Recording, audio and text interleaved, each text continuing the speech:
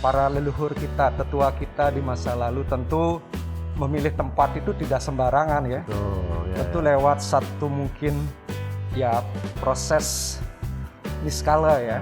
Nah, dalam pelindungan kawasan suci Besakih ini tentu kita mengembalikan kan spirit atau taksu religiositas itu Trimandalanya. Ya, Trimandala. Trimandalanya itu. Tapi saat ini kan yang tergambar itu kawasan suci ini dipenuhi oleh pedagang. Kita ke pura itu justru dijaga oleh para pedagang ya. Ya betul. Bau-bau sate gitu ya. Ada hal-hal yang penting yang harus kita garis bawahi. Judul proyek ini adalah pelindungan kawasan suci Besakih dan kita tidak pada periode sekarang, dalam stage sekarang ini tidak menyentuh tempat persembahyangannya.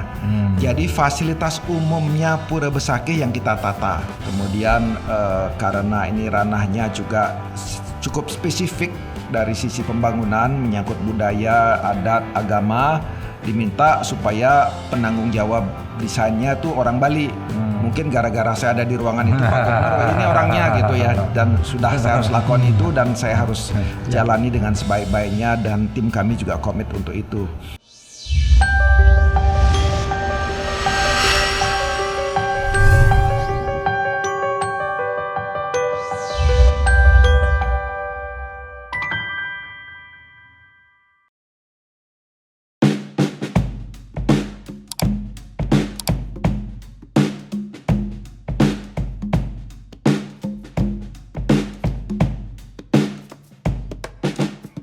Halo Semeton Semesta Bali Channel. Bersama saya Wisnu Murti berbincang-bincang tentang banyak hal.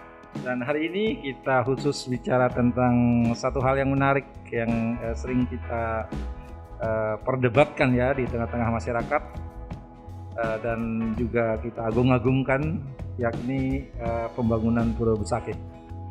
Jadi Pura Besakih adalah salah satu pura terbesar di dunia dan yang sangat kita sucikan.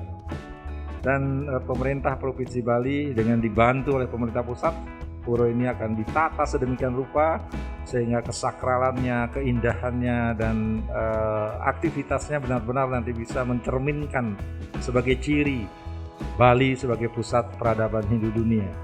Namun demikian kita perlu tahu lebih banyak lagi gimana sih ceritanya tentang pembangunan itu, kemudian filosofinya tentang Besakih, kemudian tata ruangnya seperti apa. Dan di studio sudah hadir dua anak-anak muda yang sangat luar biasa. Pak Kastawan, selamat datang di studio Semesta Bali Channel.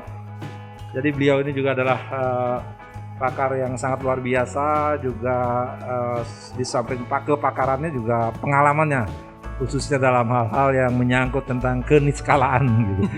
Ya Pak ya. Jadi dunia-dunia di sana-sana gitu. Nah, yang kedua nih Pak Popodanes, siapa yang nggak kenal Popodanes? Jadi Popodanes seorang arsitek dan juga pelaku yang tentu kita tahu komitmennya dalam menjaga ya, arsitektur kebalian dan bahkan sudah menjual arsitektur Bali sampai ke mancanegara. Jadi dua narasumber kita akan gali lebih dalam lagi. Gimana kabarnya Bapak? Sehat-sehat ya? Jadi di tengah pandemi kita masih bisa ketemu dan ngobrol, tentu kita tetap menjaga protokol kesehatan. Nah ini Pak Kastawan, saya mau tanya dikit nih tentang Pura Besakih. Saya sering kali ke situ sembahyang dan tentu umat Hindu juga sering kali ke situ untuk sembahyang, dan tiba-tiba di tengah pandemi pemerintah Provinsi Bali ini membangun Pura Besakih, memperbaiki atau apa itu yang dilakukan untuk Pura Besakih Pak? Pertama, terima kasih atas kesempatannya. Semeton Bali, Semesta Bali Channel. Saya kebetulan saat ini sebagai akademisi juga di Universitas Udayana dan sekaligus sebagai anggota kelompok ahli pembangunan Provinsi Bali. Nah, terkait dengan program pembangunan perlindungan kawasan suci Besakih yang dilakukan oleh pemerintah Provinsi Bali, tentu mesti kita kaji baik secara filosofis, konsepsi, dan bagaimana aksi di dalam pembangunan itu ke depannya. Iya, benar. Nah, terkait dengan pelindungan kawasan suci Besakih, tentu di sana ada kata kawasan. Nah, kawasan itu adalah suatu bentang alam yang tidak terbatas oleh batas-batas administrasi. Jadi batas-batasnya adalah gunung, sungai, ya, lembah, gitu. Jadi ketika kita bicara kawasan suci Besakih, itu tidak hanya puranya sebagai parhyangan, juga pawongannya yaitu permukiman serta kawasan sekitarnya sebagai palemahannya. Nah ini delinasi kawasan itu ya cukup luas ya, tidak seperti apa yang kita lihat kalau kita berkunjung ke Besakih mungkin ya langsung sembahyang, tetapi jauh di luar itu adalah kawasan suci. Saya lihat kawasan Besakih itu sangat luas ya Pak ya? Iya. Kira-kira berapa itu? Berapa luas gitu Pura Besakih yang dalam kategori radius yang Bapak ceritakan tadi gitu? Oke. Kalau kita bicara secara historis dulu ya, mungkin buat Semeton semesta ini, khususnya yang mungkin sudah beberapa kali ke Besakih, ya mungkin kita bisa mentris kembali, melihat kilas balik bagaimana kok sampai ada dulu pura itu di Lereng gunung. Iya, di lereng Gunung Agung itu ya. Iya. Nah, tentu dalam konsep atau filosofi ya, pertama kita sebagai manusia tentu punya ide gagasan. Nah, ide gagasan itu para leluhur kita, tetua kita di masa lalu tentu memilih tempat itu tidak sembarangan ya. Tentu lewat satu mungkin ya proses niskala ya. Kalau kita sekarang ya niskala itu sesuatu yang intangible, yang tidak terlihat, tetapi kita bisa rasakan, yakini kan begitu. Nah, Besakih sendiri itu terdiri dari 86 kurang lebih kelompok pura. 86. 86. Dan itu terdiri dari pura Caturlawe ya, atau yang berada dalam posisi Caturlokepala, yang mana Besakih yang biasa tempat kita sembayangkan di Padma 3 ini. Iya. Nah, itu penataran agung Besakihnya. Nah, di utara itu dalam tata letak Caturlokepala itu batu Madeg sebagai tempat pemujaan Dewa Wisnu itu di utara. Lalu di timur adalah Pura Gelap. Itu tempat Dewa Iswara. Sedangkan di selatan itu Pura Kiduling Kerteg untuk pemujaan Brahma. Nah, yang diletaknya di barat adalah Pura Ulun Kulkul. Ulun Kulkul ini sebagai fungsi istana Dewa Mahadewa. Nah, ini tentu kita mesti pahami dulu sebelum kita. Apa istilahnya itu Pak? Caturlokepala. Caturlokepala. Iya, Caturlokepala. Jadi kawasan Besakih itu tidak saja penataran agung Besakih ya? Iya, betul. Tetapi itu menyangkut pura-pura yang ada di sekelilingnya. Nah, kalau kita cukup menarik. Jadi dulu ketika perjalanan Resi Markandeya. Iya. Nah, yang itu yang pertama kali meletakkan Pancadatu ini sebagai bagaimana kita menanggulangi bencana waktu itu ya. Jadi Resi Markandeya ini dari Jawa bersama kurang lebih 800 pengikutnya itu. Ya, adalah sejarah ceritanya itu ya, dan masyarakat kayaknya sudah tahu itu. Yang banyak tidak diketahui oleh masyarakat kan satu, termasuk saya ya. Ternyata Pura Besakih itu dikelilingi oleh pura-pura yang itu termasuk kategori kawasan ya. Kawasan Pura Besakih. Betul. Nah, sekarang ini yang mau ditata begitu. Nah, dalam pelindungan kawasan suci Besakih ini tentu kita mengembalikan kan spirit atau taksu religiositas itu tidak hanya di parhyangan tetapi juga pawongan, begitu juga palemahannya ya. Trimandalanya. Trimandalanya itu. Pura tidak hanya sekedar tempat untuk sembahyang ya. Iya. Ada tempat aktivitasnya dan seterusnya. Mungkin dalam satu prosesi ada proses sebelum puncak acara itu ada tempat pembuatan serati Bantennya, Banten itu kan ada tempat khusus. Begitu juga untuk pemangku semua yang di sana. Nah, tapi saat ini kan yang tergambar itu kawasan suci ini, kalau kita misalnya pada saat feodalan Betara Kurun kabeh, itu jalur-jalur itu kan dipenuhi oleh pedagang berbagai. Jadi kita ke pura itu justru dijaga oleh para pedagang ya. Ya betul. Bau-bau sate gitu ya, bau sate ya, jualan baju gitu ya. Betul. Nah, artinya yang mau ditata itu. Nah, kalau melihat berpijak pada program ya dari pemerintah Provinsi Bali, tentu awal ini memang menata palemahannya. Ini kan untuk mengurangi kekroditan ya. Pada saat pemedak itu parkir sana sini gitu, belum lagi suasana. Nah, setelah ini ya baru nanti penataan mungkin ke pawongannya, ke parkirangan. Saya mau gali nih ke Pak Popo gitu. Betul, nanti bicara tentang penataan. Cuman saya ingin tanya ini ke Pak Kasawan ya. Iya. Satu, kan suasananya sekarang pandemi, Pak. Iya. Biasanya pandemi itu anggaran pemerintah khususnya di daerah kan sangat kecil ya, karena banyak hal yang tadinya harus masuk menjadi tidak masuk. Ini duitnya dari mana nih? Nah, ini cukup menarik ya pertanyaannya. Kalau kita berpikir tentang duit berasal dari mana ketika kita mengalami kesusahan ya, akibat dari pandemi, tentu disinilah peran seorang gubernur. Pertama Pak Wayan Koster ya, selaku gubernur Bali. Ini pada saat pandemi ini banyak sekali program-program pembangunan infrastruktur yang dilakukan. Nah, tetapi di balik itu semua anggarannya adalah kebanyakan itu dari pusat. Oh, berarti ini anggaran APBN. Iya, bantuan dari pemerintah pusat. Betul. Nah, anggaran bantuan pemerintah pusat ini memang posnya kan sudah teralokasikan pada pembangunan infrastruktur pada tahun sebelumnya kan. Ini kan memang sudah ada program pemerintah pusat untuk Provinsi Bali gitu. Nah, kebetulan kita memasuki masa pandemi, ya kan? Iya, betul.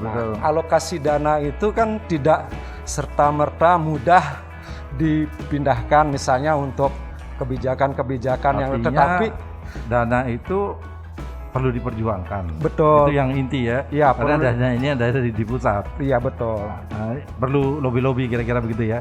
Betul sekali. Apa ada kaitan pembangunan yang menggunakan atau mengalokasikan dana pusat itu dengan Besakih yang dulu pernah dalam tanda kutip kita terbuka saja diributkan tentang Besakih sebagai kawasan pembangunan strategis pariwisata nasional. Pariwisata nasional ada kaitan nggak itu? Nah, kebetulan begini, kalau kita bicara KSPN atau kawasan strategis pariwisata nasional itu di satu sisi, di sisi yang lain ini kan ada juga program-program pemerintah pusat ya lewat kementerian yang lain, misalnya dari PUPR. Kalau KSPN itu kan dari Kementerian Pariwisata nih. Iya. Nah, Besakih dan sekitarnya itu kebetulan masuk di dalam 11 KSPN dalam lampiran PP nomor 50 2011 tentang Rencana Induk Pembangunan Kepariwisataan Nasional. Tetapi pemerintah Provinsi Bali khusus untuk Besakih itu tidak menerapkan ya konsep KSPN ini. Jadi tidak menggunakan KSPN sebagai alasan untuk melakukan penataan, itu intinya. Tidak, karena sumber pendanaannya berbeda. Iya, di samping itu kan tujuan penataan itu kan ingin menjadikan Besakih sebagai center of religious ya. Betul sekali. Ini loh Hindu gitu loh. Ini loh tempat spiritual itu ya. Ini loh Bali, ini loh Hindu Bali gitu loh. Iya, betul sekali. Kira-kira itu semangatnya ya, spiritnya. Iya. Oke, sebelum dilanjutkan Pak Kasawan, ini saya tertarik tadi Pak. Iya. Penataan gitu deh Pak. Kalau penataan ini tentu pasti ada master plan-nya ini. Pasti ada seperti apa nanti mau ditata gitu ya. Kenapa harus ditata? Kemudian bagaimana caranya menata dan untuk apa itu ditata? Nah, ini pertanyaan-pertanyaan yang kerap dimunculkan apalagi kepada Pak Popo ya, Bli Popo ini sebagai seorang arsitek yang memang tugasnya untuk itu gitu. Oke, saya minta izin buka masker ya. Nah, bicaranya Om Swastiastu, salam saya untuk para pemirsa Semesta Bali Channel. Oke, Suksma sudah ada undangan untuk ikut terlibat di sini, dan saya juga sebagai pribadi dan institusi Biro Arsitek kami mengucapkan penghargaan yang sebesar-besarnya.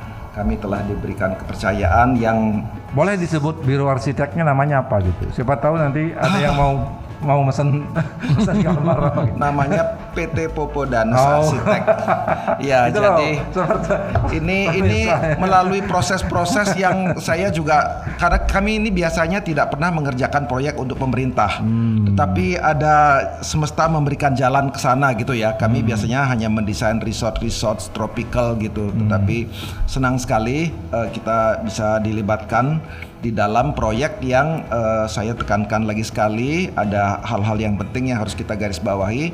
Judul proyek ini adalah Pelindungan Kawasan Suci Besakih, dan kita tidak pada periode sekarang, dalam stage sekarang ini tidak menyentuh tempat persembahyangannya. Jadi fasilitas umumnya Pura Besakih yang kita tata. Ya, dan memang sebelum ada proyek ini kan ada cukup banyak keluhan-keluhan dari para pemeda, terutama saat Puja Wali. Ya, keluhan utama itu parkir gitu ya. Kemudian juga tadi juga sudah disebutkan, pedagang ini kelihatannya tidak terorganisir karena tumbuh organik. Kenapa bisa begitu? Jangan lupa tanah di sekitar pura ini adalah tanah-tanah hak milik masyarakat memang. Dan ini sebetulnya tugas yang cukup besar. Jadi yang cukup pelik di sana itu adalah pembebasan lahan. Artinya sekarang pembebasan itu sudah dilakukan? Sudah dilakukan. Saya kebetulan diajak menemani Pak Gubernur waktu rapat pertama kali pada bulan Juli 2019 dengan Pak Menteri PU. Itu disyaratkan proyek ini akan bisa dibantu apabila satu pembebasan lahan tolong diselesaikan di daerah, jangan dibebankan ke pusat. Pak Gubernur menyanggupi itu. Kemudian karena ini ranahnya juga cukup spesifik dari sisi pembangunan, menyangkut budaya, adat, agama, diminta supaya penanggung jawab desainnya tuh orang Bali. Mungkin gara-gara saya ada di ruangan itu, Pak Gubernur ini orangnya gitu ya, dan sudah saya harus lakukan itu, dan saya harus jalani dengan sebaik-baiknya, dan tim kami juga komit untuk itu. Kemudian ya memang disyaratkan bahwa pekerjaan ini harus didukung oleh semua stakeholders di Bali, semua lapisan masyarakat harus mendukung. Semestinya juga demikian. Nah, jadi di sini ada dua paket yang penting yang kita lakukan, yaitu kita sebut paket Manik Mas dan paket Bencingah. Ya, nanti saya akan lengkapi dengan ilustrasi-ilustrasi nantinya. Jadi Bencingah ini adalah kawasan yang di sekitar pura, di bawahnya Pura Agung Besakih itu sendiri ya. Itu yang banyak pedagang, dan sekarang ada parkir di sana juga. Jadi sekarang ini kalau orang ke Besakih disebutkan parkir pemeda dekat pura, parkir wisatawan yang di Manik Mas gitu. Nah, sedangkan dalam diskusi-diskusi yang kami lakukan dengan para prajuru di Besakih, akhirnya diusulkan untuk mengembalikan tata titi Pemeda Besakih untuk memfokuskan posisi parkir semuanya di sebelum Pura Manik Mas. Karena antara Pura Manik Mas dan Pura Agung Besakih ini dihubungkan oleh Margi Agung. Margi Agung yang lurus itu yang panjangnya 700 meter. Nah, jadi ini artinya Margi Agung itu yang dimaksud jalan yang awal ya? Iya, jalan yang awal ada di situ. Iya, betul, yang lurus itu. Nah, jadi ingin dikembalikan seperti pola itu gitu ya. Sehingga sekarang kita fokuskan fasilitas umum parkir kita letakkan di sebelum Pura Manik Mas. Jadi sebelum Candi Bentar. Karena Candi Bentar sebelum Pura Manik Mas itu adalah batas kesuciannya. Jadi kita tidak Candi bisa. Bentar itu udah ada, Pak? Sudah ada. Iya. Sudah ada. Nah, ini kalau sejarahnya mereka selalu bercerita bahwa pada zaman dahulu kalau ada raja-raja Bali yang bersembahyang ke Besakih, semua kuda harus parkir di sana. Dan pemedak itu setelah berhenti di Manikmas, mesandak di sana, akan disucikan dengan tirta dari Cemara Geseng di Manikmas, baru berjalan melalui Margi Agung menuju Pura Agung Besakih. Ya, jadi ya ini sekarang ini kan kita generasi yang suka manja juga ya, terbiasa semuanya harus parkir di depan pintu masuk. Saya untuk itu juga berkali-kali mencoba. Jadi kalau kita jalan dari Manikmas ke pelatarannya Besakih ke Bencingah itu yang 700 meter, biasanya saya tempuh 8 menit jalan santai kalau ke atas, kalau ke bawah lebih cepat 6 menit sudah nyampe.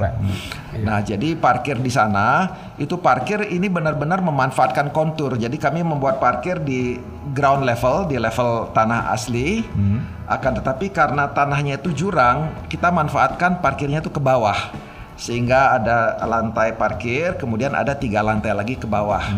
Sehingga sebetulnya parkir itu semuanya di level jalan gitu. Cuman kita memanfaatkan kontur sehingga kita bisa mencapai kapasitas yang cukup optimal. Jadi kita nanti lebih kurang bisa menampung 2.500 mobil dan 2.500 sepeda motor. Itu pun kalau misalnya Pujawali kondisi peak betul, pemerintah Provinsi Bali masih punya lahan di Kedundung di bawahnya sebagai backup parking lagi. Akan tetapi ini sudah kita harapkan akan mampu membantu untuk meng-create flow yang lebih nyaman gitu ya, pemedak ke sana. Dan juga di Manikmas itu selain parkir, kita juga buatkan fasilitas-fasilitas yang lain yang membuat persembahyangan itu mudah-mudahan bisa berjalan lebih baik. Jadi yang pertama, kita juga ada kawasan Wiyata Mandala, kawasan untuk pemedak baru tiba. Jadi karena di daerah mana itu? Daerah Manikmas juga. Di daerah Manikmas. Masih di luar area. Masih di luar area, iya.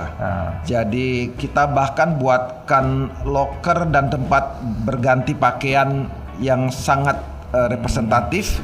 Ya, misalnya ada pemedak yang dari Jakarta, dari airport ingin langsung ke Besakih, kita siapkan juga pakaian di sana. Semuanya harus berpakaian yang proper gitu ya. Karena mohon maaf sekarang ini misalnya ada orang ke Besakih yang tidak pakai pakaian, bisa nyewa di sana dengan bayar tiket, dikasih kain tetoron warna hijau atau warna oranye. Nanti kita harapkan itu tidak ada lagi. Semuanya harus proper berpakaian menuju tempat persembahyangan. Dan juga kita buatkan Wiyata Graha, itu ada ruang audiovisual. Di awal sempat orang berpolemik juga, wah katanya ada gedung bioskop di Besakih. Tidak. Jadi sekarang ini mestinya lumrah ada ruang audiovisual untuk ada film pendek tentang Besakih untuk orang yang misalnya pertama kali ke Besakih. Masuk, ya. Karena jangan pikir orang luar, warga kita sendiri belum tentu semuanya tahu tentang sejarah, kemana dia harus menuju, gimana aturan-aturan yang baik. Kita buatkan panduannya. Jadi kalau ada yang ingin panduan, kita siapkan. Itu ada ruangannya dengan kapasitas 200 orang per show gitu ya. Jadi dari sanalah orang akan menuju ke Pura Bencingah lewat Margi Agung, dan Margi Agung ini kita tata sebagai taman nanti, sehingga itu akan menjadi jalur yang menyenangkan. Warung-warung yang selama ini ada itu, itu warung-warung itulah yang nanti yang akan kita yang konsentrasikan di Bencingah nanti. Ya, di Bencingah. Jadi kita mengelola yang sekarang ada itu 471 pedagang yang ada di sana.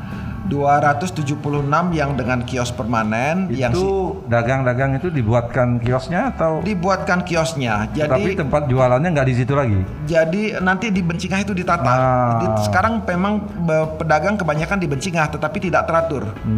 Dan ya ini untuk saya sih luar biasa pemerintah Provinsi Bali ini ya.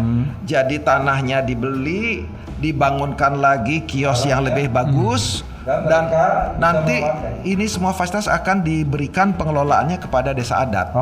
Jadi mereka manfaatkan lagi gitu ya. Ini menjadi problem sendiri nanti tentang manajemen pengelolaan. Ya, artinya kan kita sudah record data siapa yang berhak dari sekarang ya. Mereka sudah kita data termasuk luasan kiosnya mereka, apa yang harus mereka peroleh. Bahkan yang terakhir last minute itu Pak Gubernur menyadari banyak penduduk yang usahanya apa? Toilet. Sedangkan nanti toilet itu kita Gratis. yang menyediakan gratis. Ini kehilangan mata pencarian. Ada kompensasi juga, pemilik toilet akan dapat kompensasi kios gitu ya. Dalam jumlah tertentu gitulah rasionya.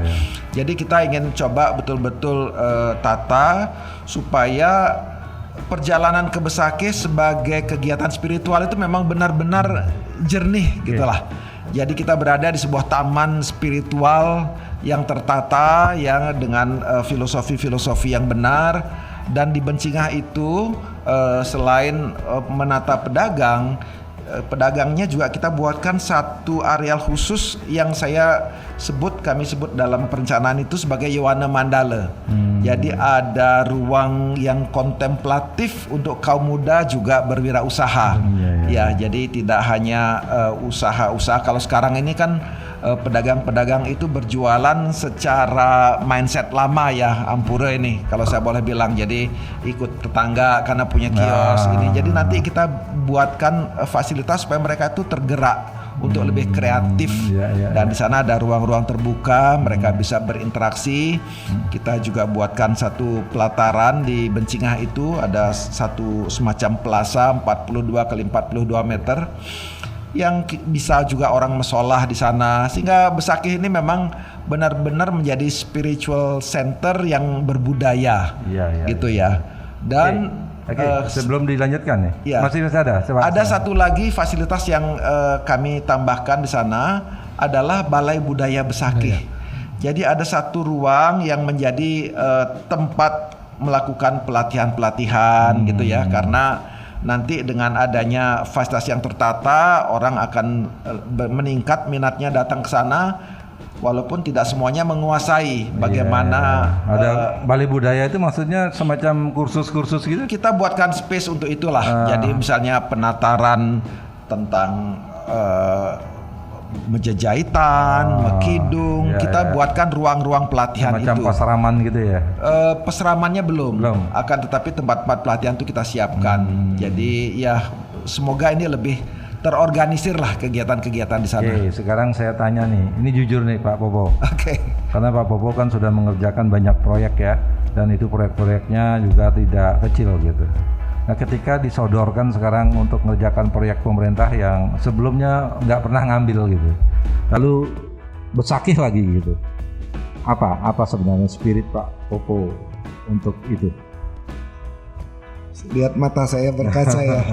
Ya, makanya saya ceritakan. Makanya saya tanya nih, ini kan tidak sekedar tidak sekedar tren, ini panggilan jiwa. Ini betul-betul tidak ada nilai ini nilai bahwa ini sebuah proyek yang harus kita kerjakan, ada budget. Seorang Popodanes gitu ya, seorang Popodanes yang begitu sangat kesohor dan banyak mengerjakan proyek besar, tidak saja di dalam negeri bahkan sampai ke luar negeri.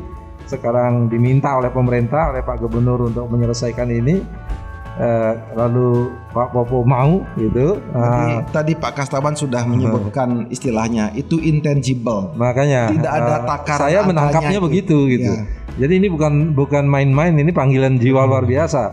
Dan saya sepakat itu gitu.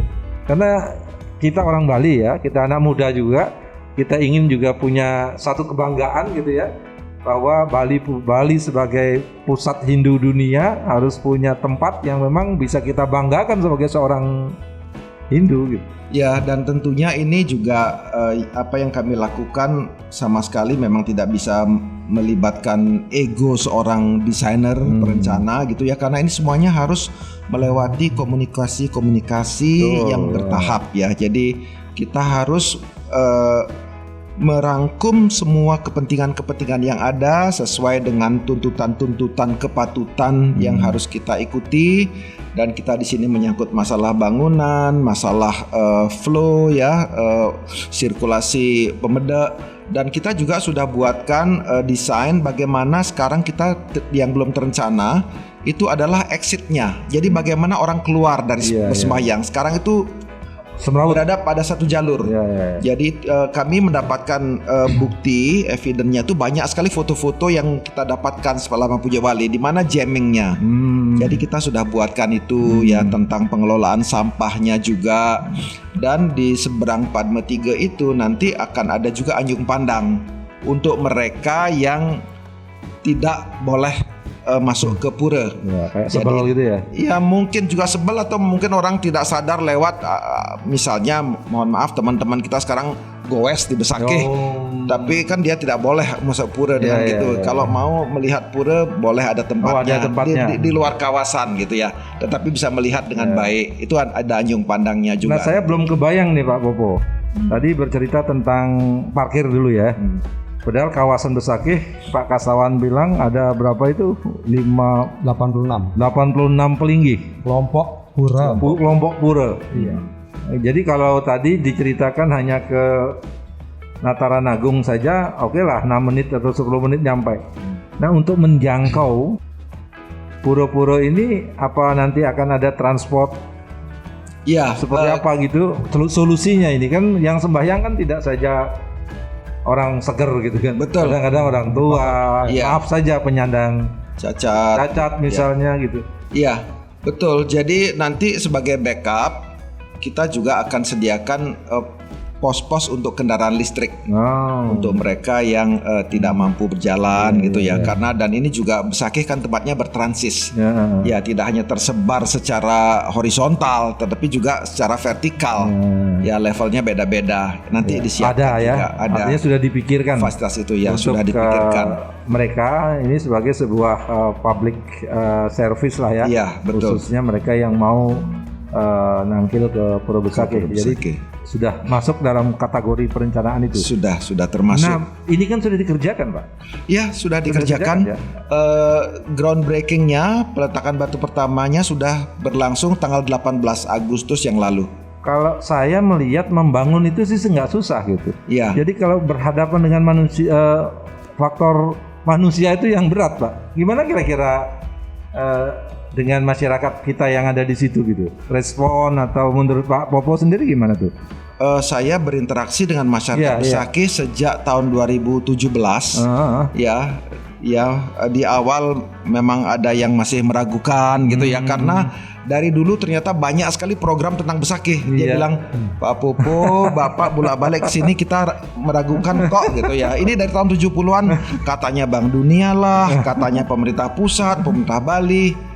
Jadi setelah ternyata pemerintah serius, ada kompensasi lahan dilakukan ya, kelihatan bukan ganti rugi ya, ganti untung. Ganti untung setahu saya.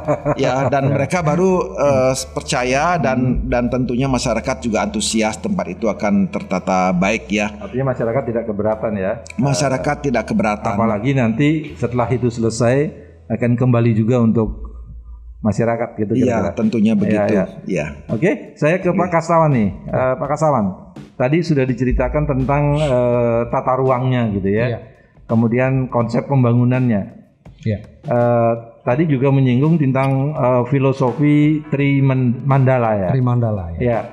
Artinya ketika filosofi yang Pak Kasawan tadi ceritakan dengan konsep yang nanti akan diwujudkan oleh Pak Popo melalui timnya, kira-kira nyambungnya di mana nih?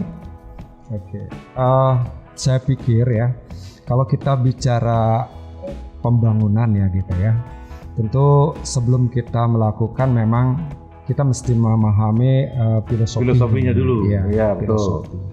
Nah sekarang Pak Popo melakukan penataan ya, dengan membangun beberapa fasilitas di kawasan atau di bagian palemahannya. Tentu itu semuanya mesti sesuai dengan tata titi aturan ya, sehingga nilai-nilai kesakralan itu masih tetap terjaga gitu. Intinya ketika mau melakukan penataan kawasan gitu ya, penataan kawasan ya. Penataan kawasan itu kan tidak terlepas dari filosofi kawasan yang mau kita tata. Betul. Kira-kira gitu ya. Betul. Jadi sama sekali tidak menyentuh aspek-aspek yang bersifat kesakralan dari ya ketika kita bicara pura ya kesakralan pura. Jangan sampai kenapa sih pura yang udah bagus. Nah, ini kadang-kadang kan masyarakat kita ada yang tanya ini kan, nggak salah mereka tanya. Betul. Udah bagus kok diperbaiki. Nggak ada kerjaan lain apa gitu misalnya kan. Kira-kira gimana nih Pak? Nah tentu kalau kita berpikir tentang hal itu ya, itu wajar masyarakat mempertanyakan ketika ini kan Pura Besakih adalah salah satu pura ibu ya yang terbesar di Indonesia gitu, yang mana orang Hindu di Bali itu meyakini gitu itu sebagai the mother's temple yang mesti dijaga gitu ya kesakralannya. Nah, ketika kita menyentuh ruang-ruang kesakralan itu, tentu filosofi ini perlu kita pahami dengan baik, dan ini apa yang dilakukan oleh Pak Popo itu sudah melakukan ya proses itu. Nah, kalau melihat arsitektur ya kan itu kan hasil karya ya, cipta rasa, ekspresi dalam perspektif estetika gitu. Nah, kalau gubahan masa yang sekarang mungkin terbentuk di sana, mungkin masyarakat sudah melihat. Tentu itu kita di Bali ini ada arsitektur tradisional Bali. Nah, wujud daripada arsitektur itu mesti berdasar pada arsitektur tradisional Bali yang kita di sini kalau bisa distandarkan oleh pemerintah provinsi lewat salah satunya Perda nomor 5 2005 gitu. Artinya saya yakin lah ketika ini kan proyek sudah dikerjakan. Ya. Artinya ketika proyek sudah dikerjakan dari sisi desain, dari sisi master plan itu sudah selesai. Ya. Nah, Pak Kastawan terlibat nggak ketika menyusun master plan atau desain, karena ini tidak sekedar bangunan atau tidak sekedar hal teknis, tetapi di dalamnya mengandung nilai gitu. Iya. Kan gitu, Pak. Iya betul. Nah, kebetulan kan kita di kelompok ahli gubernur ya, dan di bidang adat, agama, tradisi, seni dan budaya gitu ya. Memang di awal kan kita melakukan kajian ya terkait upaya pemerintah yang baik ini gitu, yang coba meningkatkan ya kualitas daripada kawasan suci itu kan. Nah, tentu kalau proses di dalam penyusunan master plan itu dikembalikan kepada arsiteknya selaku penanggung jawab ya, desain, dan kita memberikan kajian dalam perspektif keilmuan terkait dengan filosofi misalnya, terkait tata nilai yang ada di sana. Artinya ini sudah hasil remuk bersama dari aspek-aspek yang nanti akan aspek-aspek yang terlibat. Yang paling penting juga menurut saya masyarakat lokal gitu. Betul. Karena kadang-kadang maaf saja ya, dalam sebuah karya, sebuah pembangunan atau apapun itu namanya, orang yang jauh di sana sering ribut, sementara masyarakat lokal ini berharap. Kan ini yang harus dikonsolidasikan juga. Kita puluhan kali. Artinya kan itu yang penting kan Pak ya. Karena tujuan baik itu kalau tidak disampaikan dengan baik, kadang-kadang tidak diterima dengan baik. Betul. Hal yang sama bisa jadi gitu, bisa jadi ya. Kalau saya sih dari cerita yang Bapak sampaikan, saya sudah membayangkan Besakih ke depan itu seperti apa. Tapi kan tidak semua masyarakat bisa tahu tentang itu. Betul. Apa yang mesti harus kita lakukan untuk itu? Gitu? Sambil minum ya. Pak, mungkin beli Popo ini udah kayaknya merasa gimana gitu. Tapi ini kita diskusi. Ini sebuah pekerjaan yang sangat terhormat. Silakan ambil minum. Kita santai aja.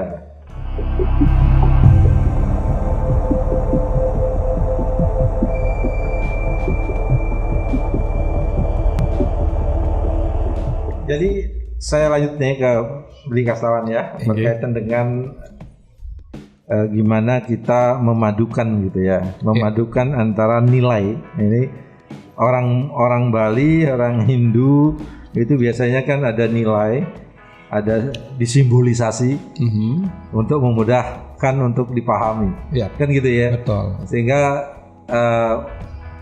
mensinkronkan ketiga aspek ini juga memang perlu orang yang ahli di bidangnya gitu. Betul. Nah, Beli Kastawan saya tidak ragukan ada dalam posisi itu. Nah, menurut Bli apa yang harus dilakukan sekarang agar apa yang dicita-citakan, apa yang diharapkan, kemudian ini nyampe ke harapan dan cita-cita yang juga sama dengan apa yang diharapkan oleh masyarakat kita, khususnya masyarakat Hindu.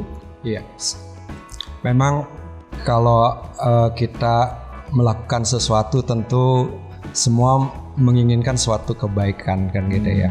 Nah, apa yang kita lakukan itu adalah merupakan satu bagian dari perjalanan kebudayaan gitu kan. Tadi ada nilai. Iya.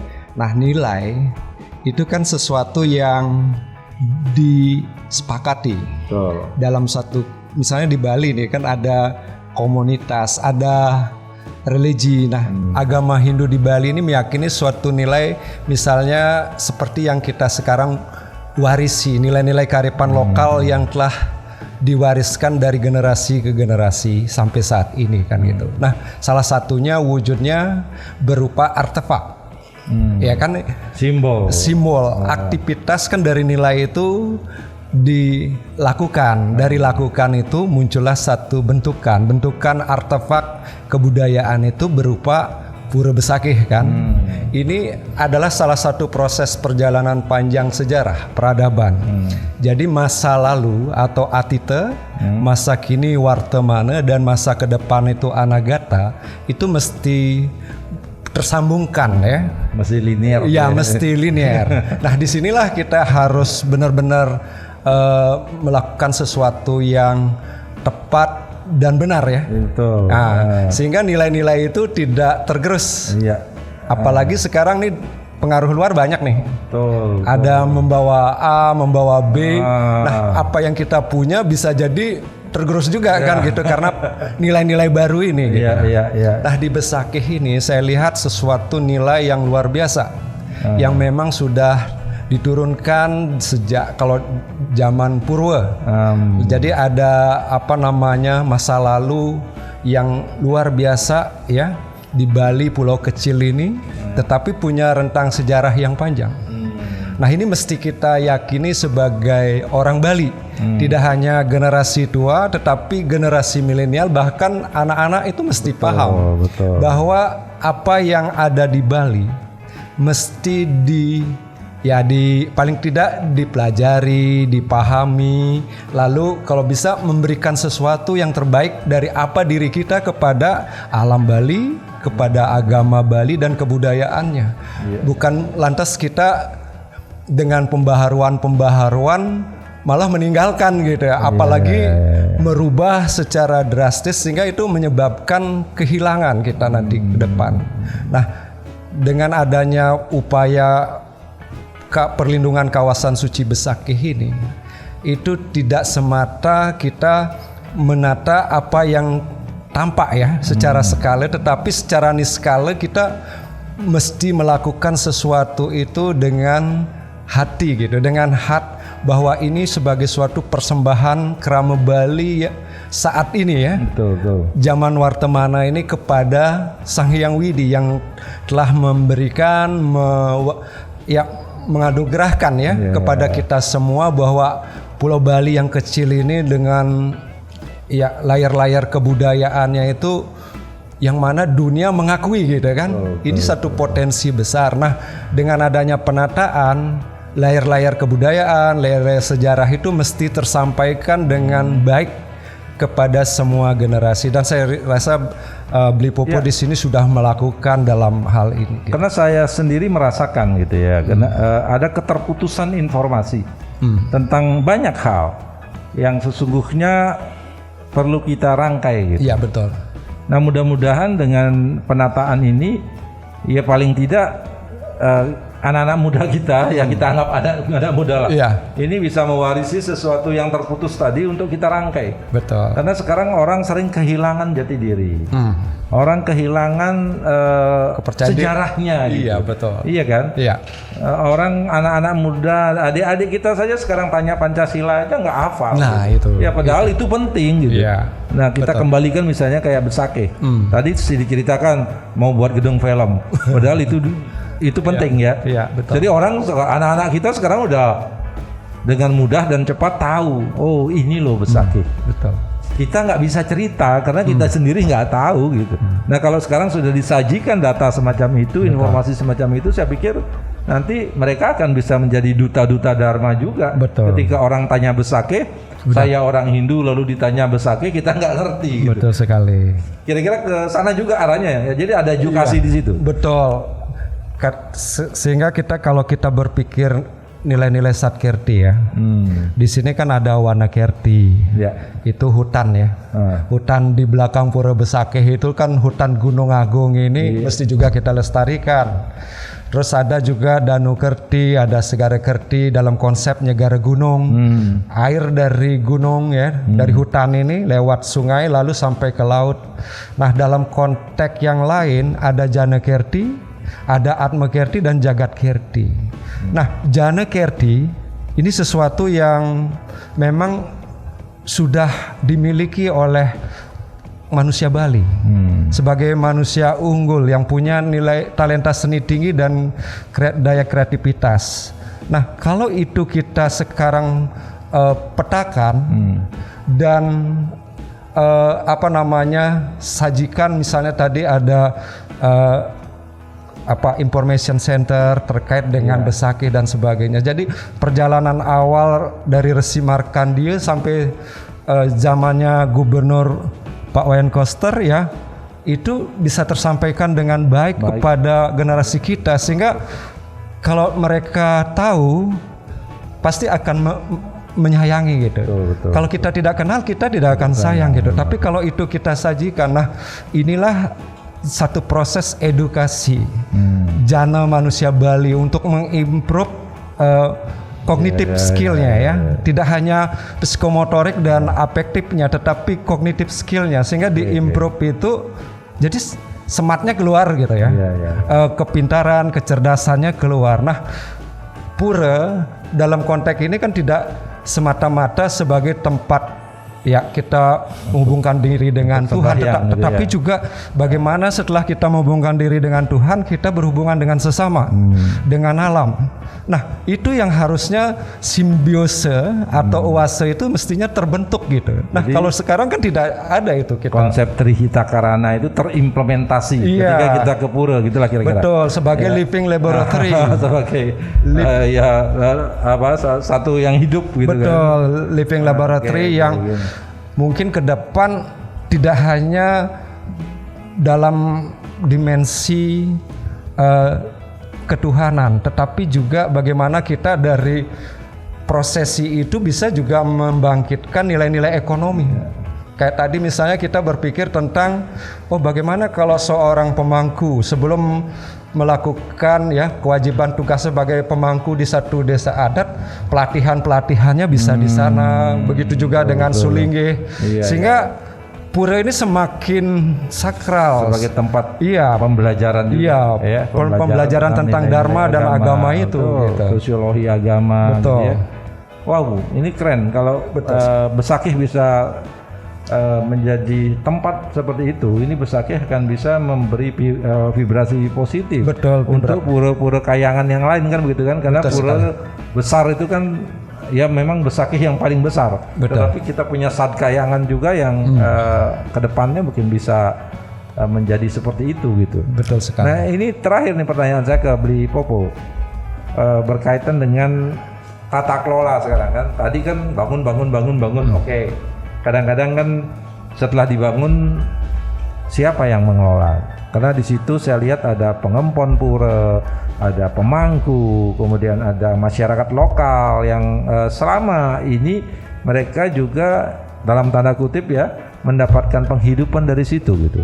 Nah, ketika nanti ini sudah menjadi baik, tentu akan membutuhkan sumber daya manusia yang tidak seperti sekarang gitu. Nah, ini juga yang mesti harus dipersiapkan sehingga tidak terjadi kekagetan budaya gitu ya. Kemudian justru ketika itu ada yang memanfaatkan itu bukan orang lokal gitu, justru orang lain karena berkaitan dengan SDM juga gitu. Pak Popo kebayang nggak kayak apa nanti Ya. tata kelolanya? Saya pikir masyarakat di Besakih sudah sangat siap untuk itu. Karena Besakih selama ini mereka memiliki MO, manajemen operasional, yang koordinasinya itu ke wakil gubernur biasanya ya. Dan manajemen operasional Besakih ini juga sudah bergerak secara profesional, tidak tradisional mereka. Ya, jadi fasilitas-fasilitasnya mereka sangat memadai, dan yang juga menggembirakan kalau saya ke sana itu dikelola oleh anak-anak muda yang cakap di sana. Ya. Dan Intinya tidak ada masalah lah. Tidak ada masalah, dan juga hal yang sangat penting yang saya selalu saksikan antara manajemen operasional dengan desa dinas dan desa adat di sana sangat rukun. Sudah ini ya. Ya, ini sebagai sebuah janji untuk saya ya. Jadi kalau kita mengadakan pertemuan, ketiga komponen ini selalu ada. Ini modal sosial yang memang harus dijaga. Dan ketiga komponen ini selalu ada, berkolaborasi, dan kami pun juga ya, saya tidak sebagai arsitek di sana, tapi ada satu tim besar yang bahu membahu di situ untuk melakukan kolaborasi bersama itu gitu ya. Jadi Pak Kastawan, tim dari kelompok ahli adat, budaya dan agama, ada teman-teman dari kelompok ahli bidang infrastruktur, itu selalu mendampingi.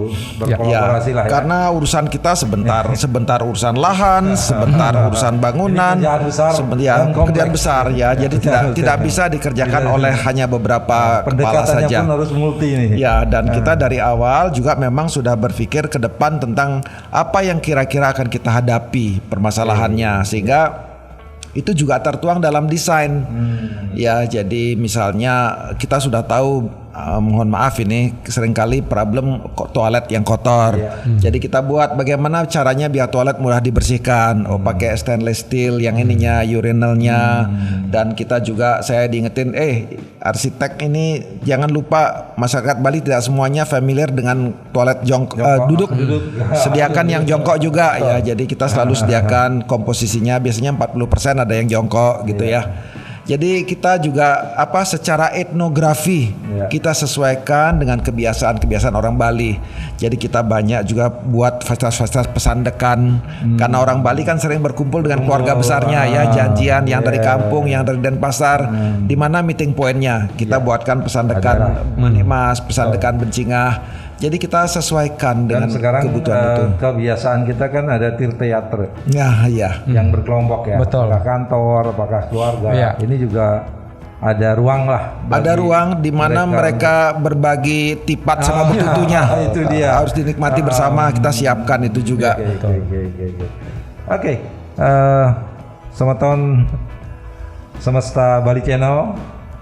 Diskusi kita makin hangat, ke depan ini makin hangat sih. Cuman karena waktu kita harus berhenti sampai di sini. Namun sebelumnya saya minta clue ya tentang pembangunan Besakih dari Pak Kastawan, 5 kata saja. Terus dari Beli Mpopo 5 kata saja, apa menurut kedua narasumber kita hari ini?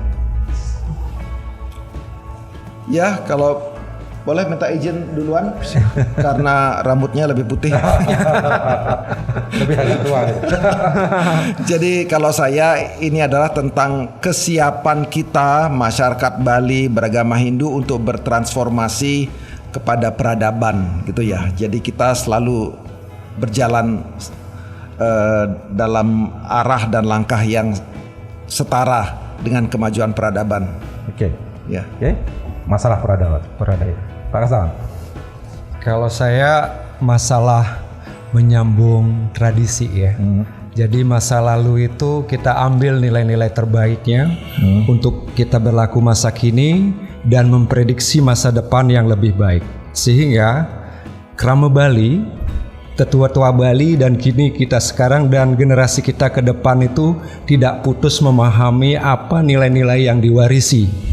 Karena di alam ya, saat ini global transaksional ya, itu sangat luar biasa terjadi ya. Kalau kita tidak kuat jati diri kita akan bisa kehilangan gitu. Oke. Terima kasih. Selamat Semesta Bali Channel. Besakih adalah simbol peradaban. Besakih adalah jati diri Hindu Bali. Besakih adalah pusat peradaban yang nanti bisa menjadi pusat peradaban dunia. Kalau kita umat Hindu semua bersatu padu dan menjunjung kesakralan Pura Besakih. Itu kata kunci yang kita dapat petik dalam diskusi hari ini. Terima kasih, jumpa lagi dalam diskusi dan tema yang lain. Bye-bye. Sukses.